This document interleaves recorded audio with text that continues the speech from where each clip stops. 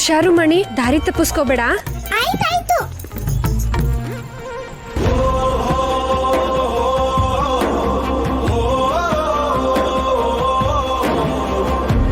ಅಲ್ಲ, ಈ ಬೆಂಗಳೂರಲ್ಲಿ ರಸ್ತೆ ದಾಟಕ್ಕೆ ಸ್ವಲ್ಪ ದಿನ ತರಬೇತಿ ತಗೋಬೇಕು ಅನ್ಸುತ್ತೆ.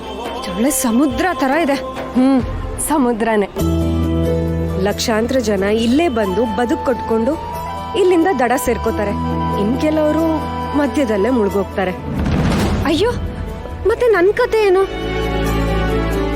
ಇಷ್ಟೋ ಟೂರಲ್ಲಿ ನನಗೆ ಕೆಲಸ ಸಿಗುತ್ತಾ? ಟೆನ್ಷನ್ ಮಾಡ್ಕೋಬೇಡ ದುರ್ಗಾ. ಈ ಸಮುದ್ರದಲ್ಲಿ ನಿನಗೊಂದು ದೋಣಿ ಸಿಗಲ್ವಾ? ನನಗೆ ಒಂದು ಫ್ಯಾಕ್ಟ್ರಿ ಗೊತ್ತು, ನಿನಗಲ್ಲಿ ಕೆಲಸ ಖಂಡಿತ ಸಿಗತ್ತೆ. ಹೌದಾ? ನೀವಿಷ್ಟ ಹೇಳಿದ್ರಲ್ಲ, ನಂಗೊಂಥರ ಸಮಾಧಾನ ಆಯ್ತು.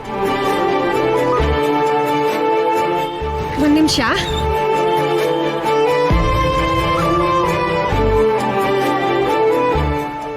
ಅಣ್ಣ, ಒಂದು ಎಕ್ಸಸೈಸ್ ಕೊಡಿ ಅಣ್ಣ.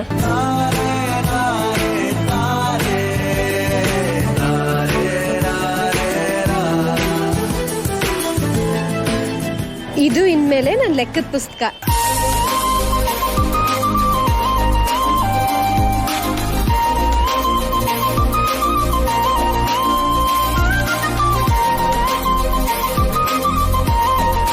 ಏನಿದು ದುರ್ಗಾ?